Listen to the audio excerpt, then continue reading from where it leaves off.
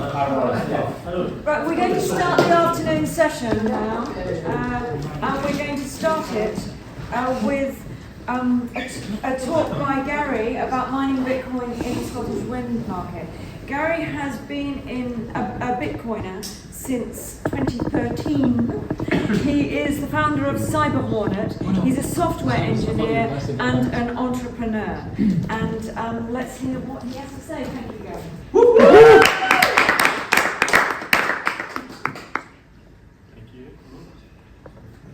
Hello, one. Thanks everybody. So I'm going to talk a bit about mining Bitcoin in the Scottish wind market. I'm Gary, I'm an entrepreneur, software engineer, CTO. I specialise in distributed systems. Bitcoiner since 2013 and the founder of Cyber Hornet. You can email me, Gary at Cyber Hornet, or you can get me on X at Gary Devenay. Good luck remembering how to spell that. So Scotland is an energy-rich nation. It's not something we usually think about when we think about Scotland. But it is. The Scottish oil and gas industry contributed over £16 billion to Scottish GDP in 2018, and it supports about 100,000 jobs, so it's a pretty big business. Scotland's renewables is kind of on par with Germany and Denmark on a per capita basis, so some pretty big players in Europe. And in 2013, Scotland was a net exporter of about 16 terawatt hours of electricity, which is another £1.5 billion in revenue. And the Scottish wind market is a pretty major player in Europe and in the UK. So specifically, I want to talk about Scotland's onshore wind market. When we talk about wind energy generation, it's usually split into onshore and offshore wind. Self-explanatory, speaks for itself. But I want to specifically talk about onshore wind. So the total onshore wind capacity for Scotland is about 9 gigawatts as of last year. And broader renewables is 13 gigawatts. So the onshore wind is a sizable portion of the entire renewables network that we have, and that's including wind, hydro and solar. But there's a pretty concerted effort just now to expand that generation capacity. There's about 5.7 gigawatts of wind projects coming, and there's another 7 gigawatts in the planning stages. Now, for those of you whose brain doesn't work in megawatts, gigawatts and terawatts, just kind of bear with me with these numbers. I'll quantify these in a bit more understandable for Bitcoiners coming up. And the energy market in general, so supply and demand dynamics is something we've become pretty comfortable with when we talk about financial assets. We all kind of understand at this point that markets are made up of supply and demand. And energy markets are slightly different, but they fall under the same types of things. So in Scotland, our supply dynamics is we've got really high wind capacity. We can generate a lot of energy here from wind. I'm sure you know that if you're used to walking outside your front door in Edinburgh. It's a pretty windy place. Geographic concentration. So one of the things that affects supply quite a lot is wind farms are typically located in remote areas that don't have much electricity demand and variability. So wind power is intermittent, although it feels like it. The wind's not always blowing in Scotland and in the UK, so it varies. We can't always match that up with the power that we need. Some of the demand dynamics is we've got a really high demand in southern England, southeastern England especially, with London, requires a lot of power, but that's really far from our northern windy parts of Scotland. So we have to think about how can we get that energy to where it needs to go. And that kind of leads us on to grid limitations. So the wires that we run under the sea, north to south, east to west, those can only hold so much electricity at one time. You can't just put everything down one wire, and those have capacities. So those are the types of dynamics that affect the supply and demand of this specific market.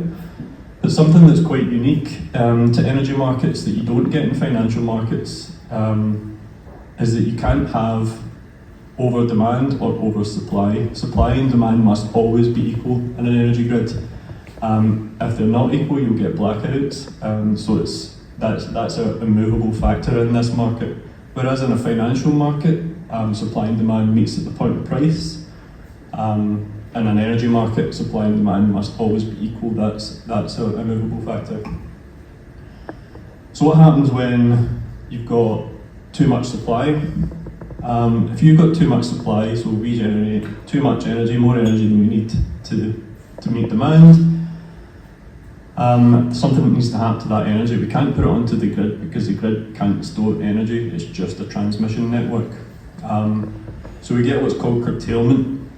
Now, the concept of curtailment is effectively what do we do with excess energy, or what do we do with excess production capacity? So we can't predict which households are going to use how much energy, and we need to always make sure that we have the supply, the oversupply to deal with that. So what we do is we either produce extra or we have extra generation capacity. For that, so curtailment occurs when wind farms are paid to reduce the amount of energy that they are generating. So what will happen is the government will pay a wind farm producer to stop producing energy or to get rid of energy that they have produced. So I'll say that again, the Scottish Government will pay wind farms to get rid of energy and not consume it.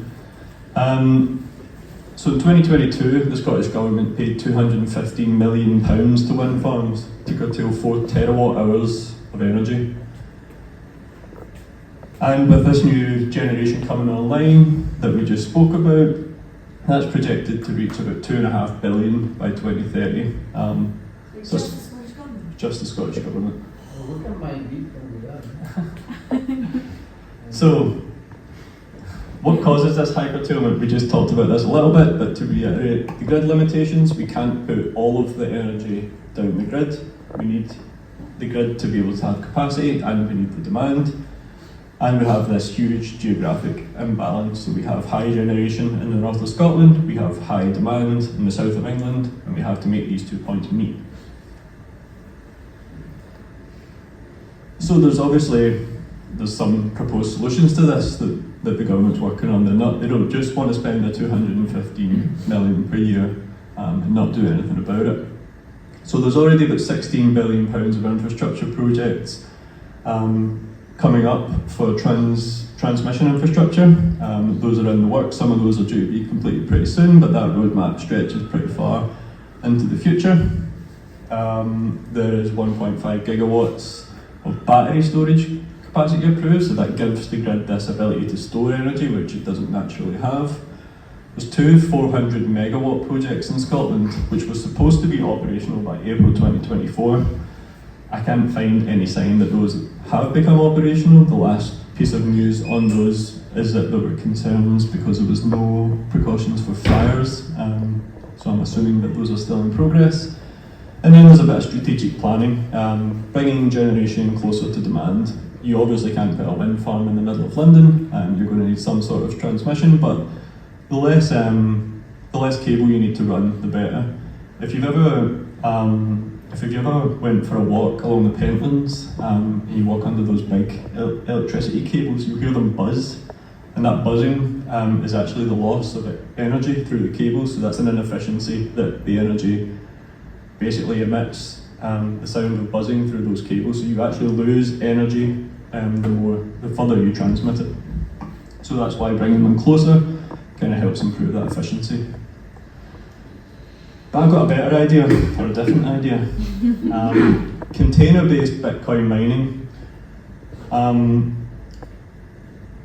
The key benefits of container-based Bitcoin mining is that they're modular, they're in containers, they're horizontally scalable. In distributed systems, this is a thing we look for quite a lot, is that how can we standardize and replicate in order to scale? We don't want to necessarily add new layers of complexity, we want to take the same thing and replicate. So Bitcoin miners can be easily added or removed from a wind generation site. You basically need to pour a concrete pad, put your containers on, install a transformer and run the electricity through, and that lets you actually consume electricity outside of the grid, so before the energy gets to the grid, you can consume that on site.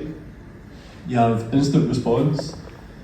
So a common strategy for mitigating curtailment was aluminium smelting. Aluminium smelters were quite prominent in Canada, for example, where there would be excess energy, stranded energy from oil fields or hydro dams in kind of northern Canada, and aluminium plants would kind of locate themselves on site. But their problem with them is they take 24 to 48 hours to power up and power down. You can't just stop the smelting process halfway through, so you actually need to let it complete. With Bitcoin mining, we can shut them off in seconds, we can turn them on in seconds, we can turn half of them on, we can shut half of them off. We don't need to kind of take these long, protracted, planned curtailment processes. We can be pretty instant with that. And we get to utilise excess energy, so we take this energy that's currently being wasted or we're not generating because there is no customer, and we create economic value with it. We incentivise further energy investment, and we reduce the amount of needless money the government has to pay to wind farm producers. So how would this actually work? It's pretty nice in theory, but what would be the steps of doing this? So we would buy the stranded energy at times of overproduction at a discounted rate. So this energy is stranded. It's not at the price that you pay when you plug your ASIC into your house wall. This is energy that is effectively either not going to be produced because there is no customer, or it's going to be pumped into the ground because they just need rid of it. Take that energy and we mine Bitcoin, plug it into some S19, S21 hydro units with an on-pad transformer. That takes the energy, DC energy that comes out of a wind turbine, converts it to AC that you can use for appliances. We provide revenue generation, so consistent stream of income for wind farm generation by monetising otherwise curtailed energy, and then hold a Bitcoin treasury. Any profits from this Bitcoin mining can be held as a treasury asset which accumulates across time. But how would this actually look? So, like I said before, there's a lot of kind of gigawatt, megawatt, terawatt hour. What's the difference? These are really hard numbers to quantify if you don't kind of live in the energy world. So what practically might this look like? So Blacklaw Wind Farm in South Lanarkshire. So this is just one wind farm in the UK as an example. It's got a bit of generation capacity of 124 megawatts, and in 2022 it estimated to generate around 324,000 megawatt hours. In that 2022 time period, the government paid to curtail over 10,000 megawatt hours, and they paid £826,000 to this wind farm to do that. So this is 10,000 megawatt hours of energy that could have been either generated or put to productive use, which the government has paid, or by proxy we have paid, in order to get rid of. So what if we put a container in 2022, rather than paying for curtailment, what if you stuck a container in there? So one container, 210 units, roughly 54 petahashes per second of mining power. And at today's difficulty rate, the cost to mine one Bitcoin is about £28,000. Last I checked, that's quite a bit lower than the cost of a Bitcoin.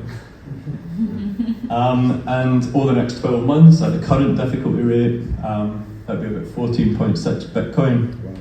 Now, that looks good to me, but if this was done at the start of 2022, at 10,000 megawatt hours, our cost to mine one Bitcoin would be about £7,000, and the amount of Bitcoin that we would have mined in 2022 would have been about 70.5 Bitcoin. And I think everybody here wishes they had 70.5 Bitcoin. So it's a bit of an example, I guess, on how we can take one wind farm out of quite a few wind farms, put one container in. We're not talking anything at any scale here, run some units, mine Bitcoin, have the government pay less money, make Bitcoin, and put energy to productive use. But Blackwell Wind Farm is just one of 758 onshore wind farms in the UK. Blackwell Wind Farm is a kind of average-sized wind farm. There are some smaller, there are quite a lot which are larger, and as I kind of said in one of the first slides, there is a huge amount of wind generation power coming online in the next 6 years. The government has pretty aggressive targets to upscale the amount of wind generation in Scotland. You quite often see the statistics in the news that Scotland has produced 100% of its energy with wind, which is kind of debatable because that's not quite how it works. But yeah, Blackwell is just one of them. So I think when we talk about the future of money, we should also kind of think about who's going to bring that future.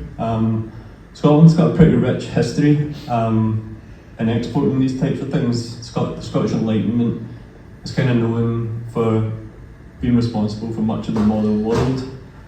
And when James Watt, the famous kind of contributor of the steam engine, was asked what he was selling, he said, "I sell here, sir, what all the world desires to have, power." And fun fact about James Watt is that him and I actually grew up and are from the same town in Scotland, so it's two good things that have come out of that.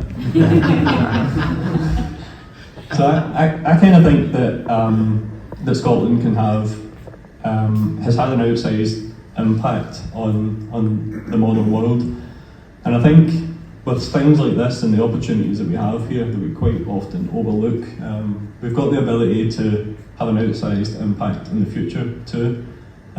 So I think if there's one thing I want everyone to kind of take away from this, it's that take a look around and see what the opportunities are, and don't be scared of taking action.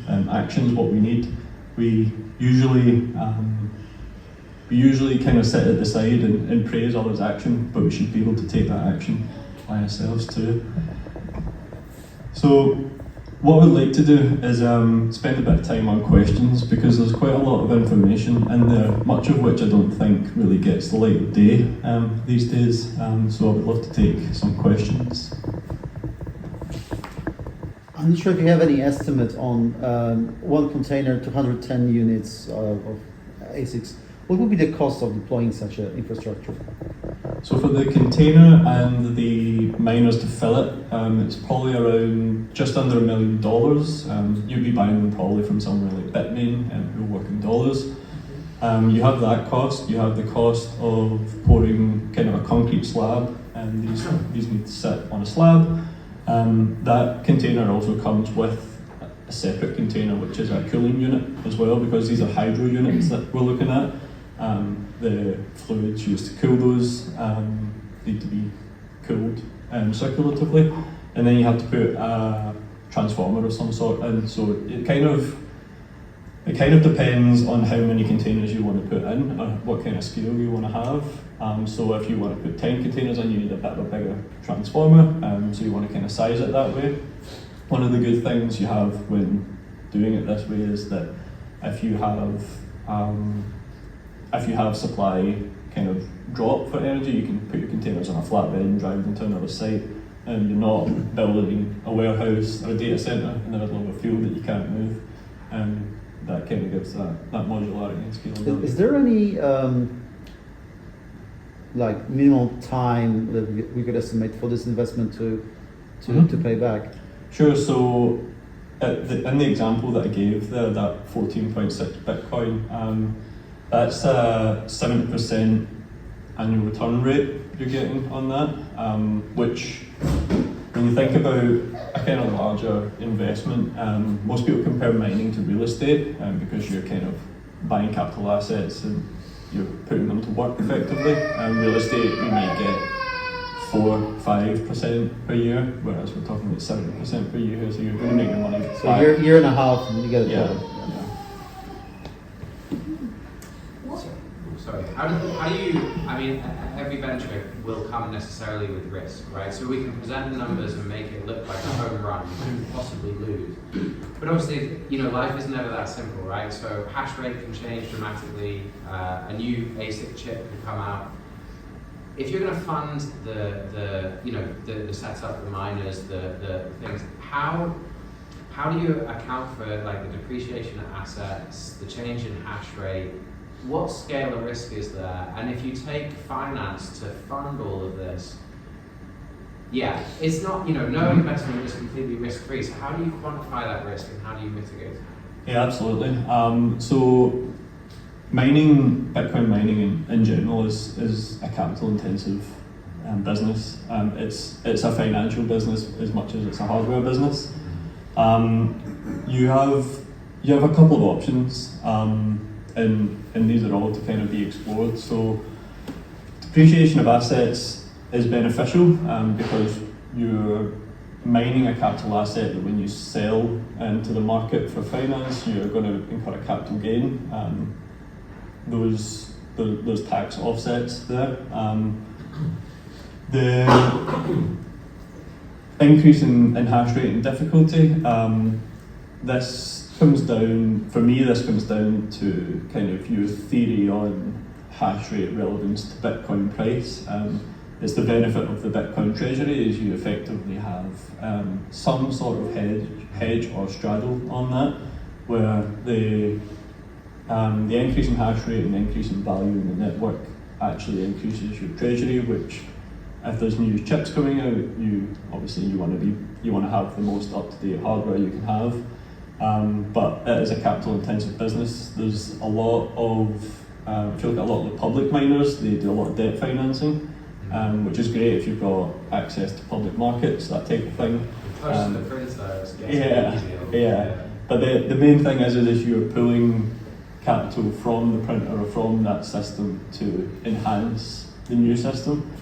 So you're almost, I mean, if you take the microsailor type analogies, you're almost stuffing that capital through into the new system, the portal into the digital world, if you will. Are there literally no miners in Scotland yet? Not at scale. There's hobbyist type things that I can find, but in terms of partnerships with wind producers or renewables producers or methane capture, that type of stuff that we see kind of across in the States, then any projects you know of where things might have gone a bit further? Well, this is kind of where it comes back to what I said at the end, is that action is what we need, and that's kind of what I'm trying to keep my focus on. There is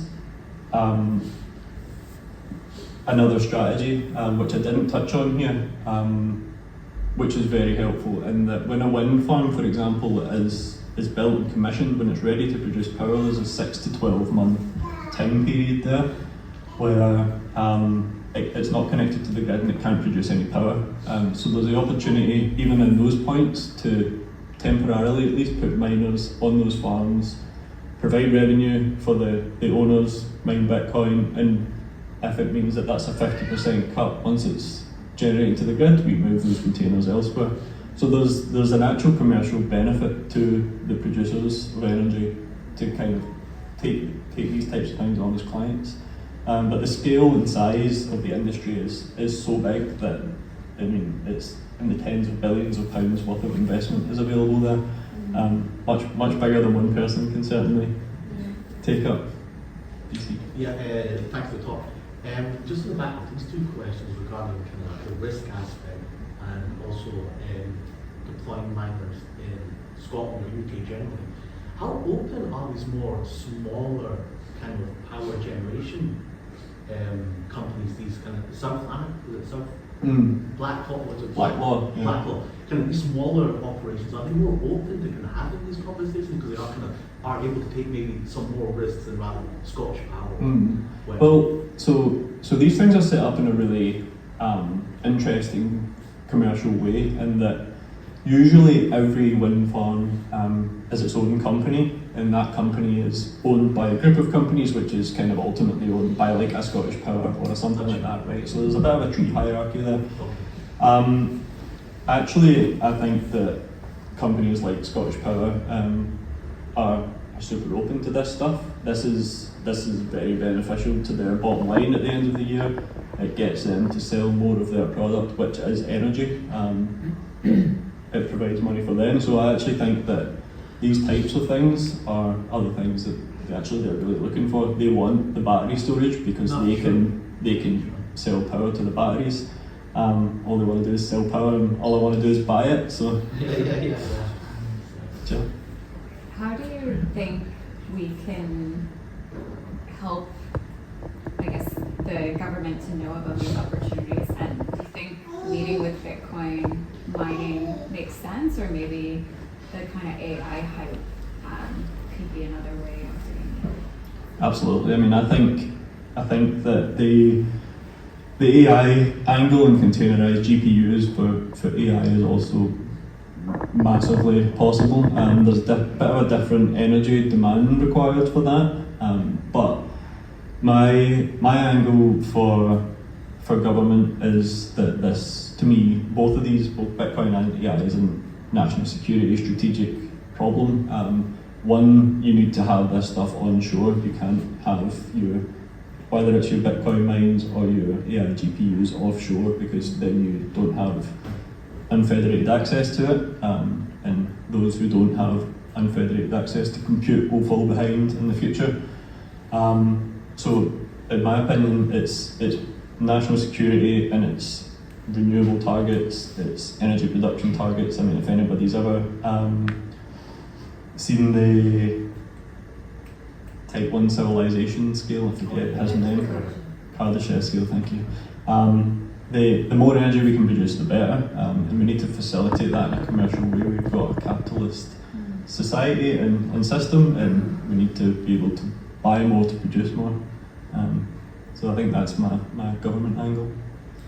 What level of expertise in terms of the maintenance, the installation, what kind of costs are we looking, what kind of commitment is there to knowledgeable personnel to manage these things? Yeah, I mean, absolutely. This is a labour-intensive job. I'm sure you can speak to that. But it's when we look at the 100,000 jobs that oil and gas provides, then I think that Bitcoin mining should also be providing the Scottish economy a lot of jobs, and we're killing how many birds with this stone already. We're talking jobs, we're talking energy production, we're talking reducing government spending, like all these types of things. So there's certainly skilled work involved in maintenance and running, and there's a lot of software automation we can do for managing those kind of curtailment points. When do we need to turn them off? How much can we turn them on? That type of thing. But there's certainly kind of the manual labour part involved in that too. Would we have to bring in that expertise? That there isn't, given that there isn't any mining in Scotland. There are, so for sure you can either import that expertise, or there are Bitmain, for example, will provide training courses. They do that for whether that's machine maintenance, whether that is installation and management, those types of things. But I think in terms of, for example, as or maybe minor, in terms of installation and maintenance, it's not that thing that is a very skilled sector. You know, if any person that has skill with any hardware, from level they can, because at the end it's just chips, it's the same. Yeah. Are the mining equipment are very simple machines, to be honest. Mainly of the high maintenance with the fans, and while you keep them in a cool system, that here, thankfully here in Scotland we have good temperatures, so for that it's perfect. Yeah, so really these containers will work anywhere between -10 plus 40 degrees C. So Easy. yeah, we're pretty good for that. There's a bit more on the labour, you said labour intensive, but is that, a few personnel, or is that can run them, but they work full time, or do you need an army? It depends on the scale of the deployment. So this kind of strategy would be quite a dispersed kind of layout of the miners. So maybe there's a couple across 50, 100 wind farms. So really it's the travel between. I see, right, and that- more than individual workers. Yeah, absolutely. So not always kind of on-site type It's thing. maintenance, really, I guess. Is Yeah, the main yeah. focus. Maintenance, security, kind of that type of stuff. Any other questions on Bitcoin mining? Are the small hydro dams that you see up in the sort of glens, are they feasible to? Absolutely, yeah, absolutely. Especially when you get kind of overspill, that type of thing, where there is no electricity demand to generate, so we'll just kind of not generate and dump the water over. Like all of that is there for the taking. Yeah. There's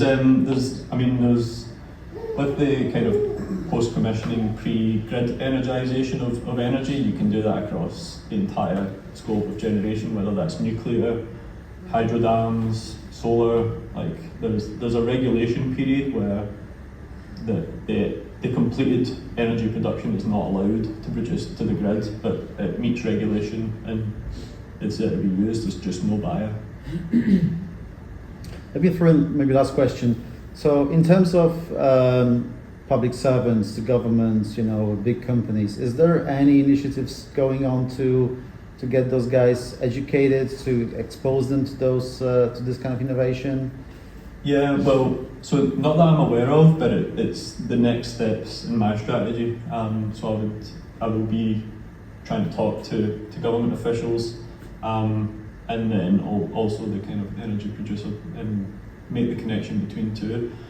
The government don't want to pay the money that they have to pay, but the capacity to generate the electricity they're paying for, it needs to be there. So the energy producers can't be expected to build and maintain that infrastructure for free when they're not allowed to generate with it. So they have to be paid as if they were generating. The government don't want to do that, but they need to do that. It's the underlying problem with renewable or natural sourced energy that way. Whereas a gas turbine you can turn on and off pretty quickly, so you don't have that problem. Whereas with wind or solar, you don't have control over generation. It does look like a win-win for everybody. A win-win-win. Yeah. Yeah. Two wins. So who won't like it? Who will object? Who do we look out for this? I mean, I know further there's obviously education, as people realise, but who loses? Who might? Central bankers. Central bankers. Yeah. So, I mean, if I was to play devil's advocate here, based on some of the problems that you already see with wind farms, people don't necessarily like this stuff out in the beautiful countryside. Putting some containers out there, they might not like, you could say that. I specifically went planning for hydro units here, because the hydro units don't have fans, so there's no massive noise coming out of these. It's water pumped through. Those types of things I think are the biggest drawbacks. Obviously, as the miner and as the person who is deploying capital, you take the associated risk, kind of like Rick mentioned earlier. So that's kind of where the risk sits, is in that capital deployment part. I think other part could be like regulators, because initiatives like that help to decentralize the energy markets. Because they're going to be like more efficient markets. Yeah. Or more independent. So Yeah. I don't know how the regulators. Yeah, very possibly. Regulators love to regulate. Yeah, they like to regulate. Any other questions before we wrap up? All good? Well, thank you very much, everyone.